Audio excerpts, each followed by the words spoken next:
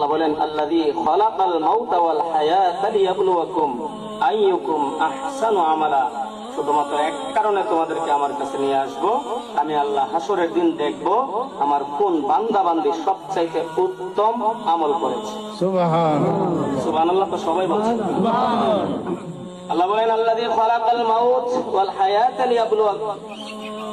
আল্লাহ বলেন আমি মরণ এবং জীবন, হায়াত এবং মাউত এক কারণে দিয়েছি।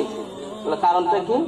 আমি আল্লাহ হাসরের দিন দেখবো তুমি দুনিয়াতে সরদারি করেছো, তুমি দুনিয়াতে বাহাদুরি করেছো, তোমাকে আমি এমপি বানিয়েছি, মন্ত্রী বানিয়েছি, আলেম বানিয়েছি, হাফেজ বানিয়েছি, চেয়ারম্যান বানিয়েছি, মেম্বার বানিয়েছি।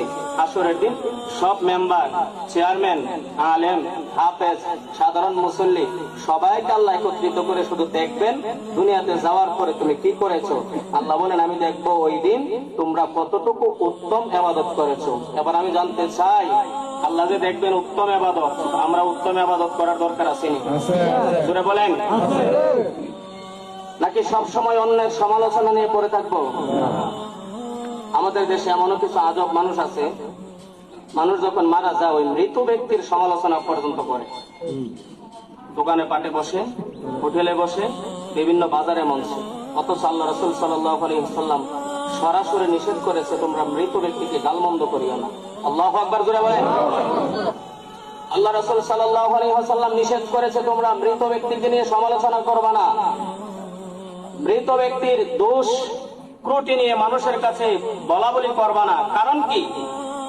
ওই মানুষটা যখন মৃত হয়ে গিয়েছে, সে যখন মারা গিয়েছে, তার সকল কাজকর্ম আল্লাহর কাছে পৌঁছে গিয়েছে।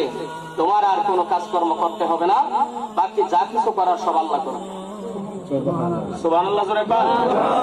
নাকি আমরা নিজেরাই আমাদের নিজেদের হাতে বিচার উঠিয়ে নিব, কবর থেকে লাশ উঠিয়ে পুড়িয়ে ফেলবো?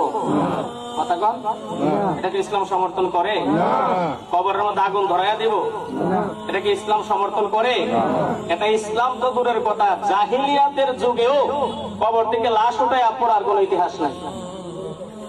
জাহিলিয়াতের যুগেও প্রকাশ্যে যাদের বিরুদ্ধে কুরআনুল কারীমের মধ্যে আয়াত নাযিল হয়েছে, মুনাফিকদের লাশও আল্লাহ রাসূলের কোন সাহাবীরা কবর থেকে উঠায়া আগুন দিয়া পোড়ায় ফেলে নাই, কবরের মধ্যে আগুন দেই নাই।